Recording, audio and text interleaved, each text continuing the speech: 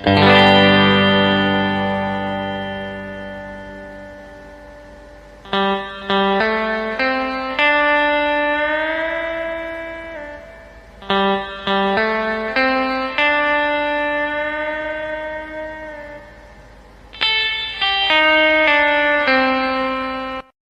melakukan praktikum, kita menyiapkan alat dan bahan pada video berikut ini.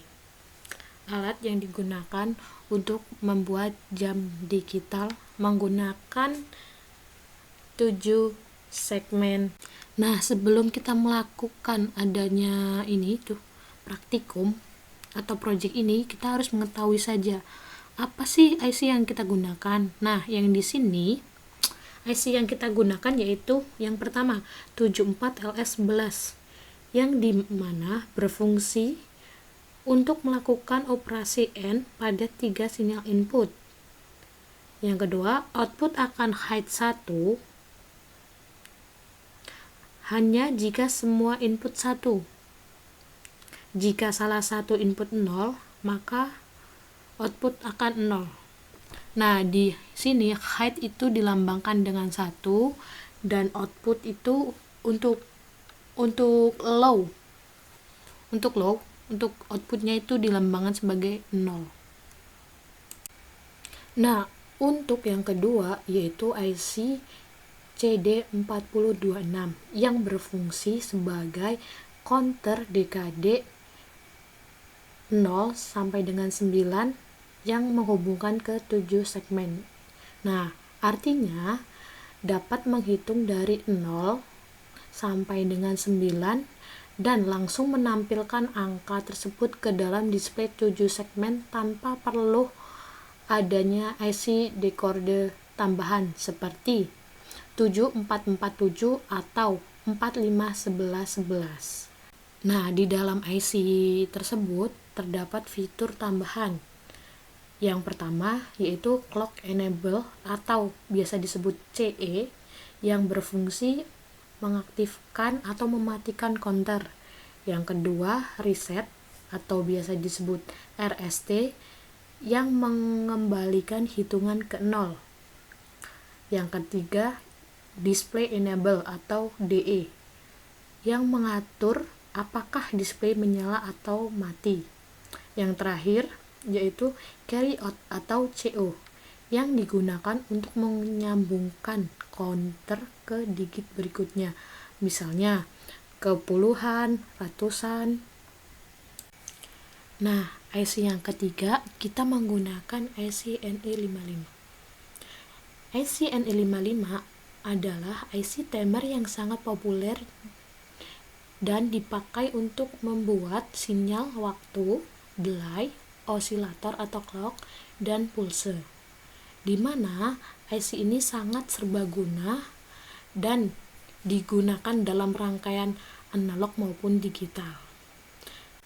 Nah, di sini untuk menampilkan displaynya kita menggunakan BCD to 7 segment, yaitu proses mengubah kode BCD atau binary kode desimal menjadi angka pada display 7 segmen atau 7 segmen.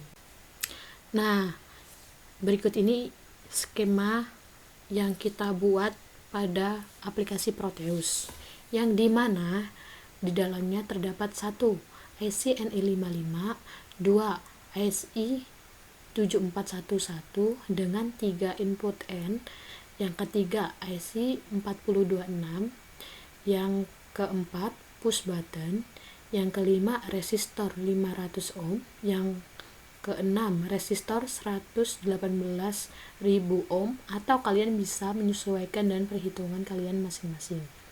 Yang ketujuh kapasitor 100 nanofarad, yang kedelapan kapasitor 100 mikrofarad. Kemudian yang ke-9 BCD 7 segmen menggunakan ukuran 1,2 inci. Yang ke-10 LED indikator. Untuk warna boleh terserah, boleh merah, kuning, hijau ataupun biru. Terus yang ke-11 itu ada adaptor 5 volt atau yang 9 volt. Terus yang ke-12 itu ada kabel jumper. Nah, kabel jumper yang digunakan itu ada female to female, male to male, female to male. Yang ke-13 itu ada saklar on off. Terus yang ke-14 itu ada ferrichloride. Ferrichloride itu cairan untuk melarutkan atau larutan tembaga. Nah, ada juga opsi lain agar lebih rapi dalam pemasangan. Kita menambahkan soket IC dan pin header dalam pemasangan agar lebih rapi dan mudah untuk memasangnya, untuk menyambung antara satu dan lainnya. Nah, di sini kita akan melakukan selanjutnya itu membuat skema jalurnya. Nah, berikut ini skema jalur untuk PCB polosnya. Seperti ini, yang hitam-hitam itu sebagai jalur yang akan digunakan. Nah, berikut ini video cara menempelkan sketsa gambar yang sudah kita print. Nah, setelah sudah memberikan layout pada PCB polosnya, setelah itu kita akan memasukkan ke dalam larutan tembaga, di mana ini berfungsi untuk memberikan jalur antara dari jalur satu ke jalur lainnya agar terhubung pada IC atau komponen-komponen lainnya. Nah, setelah itu kita membersihkan PCB tersebut dari kertas dan hitam-hitam tersebut. Kita hanya mengambil jalurnya saja yang berwarna keemasan atau keorangan dikit seperti itu.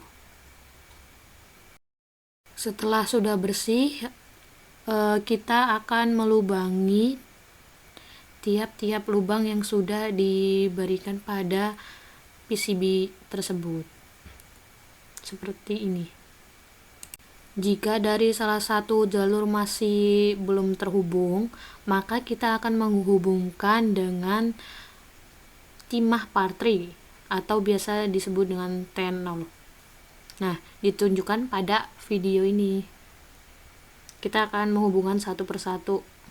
Kemudian mulai pasang komponen-komponen yang digunakan seperti IC, terus resistor, kapasitor, dan lain-lain ke dalam PCB yang sudah kita buat. Nah, contohnya seperti ini. Kita akan menghubungkan dari sumber satu ke sumber lainnya. Begini jadinya kalau sudah terhubung dari IC 1 ke IC lainnya, kemudian kita sambungkan ke sumber dayanya.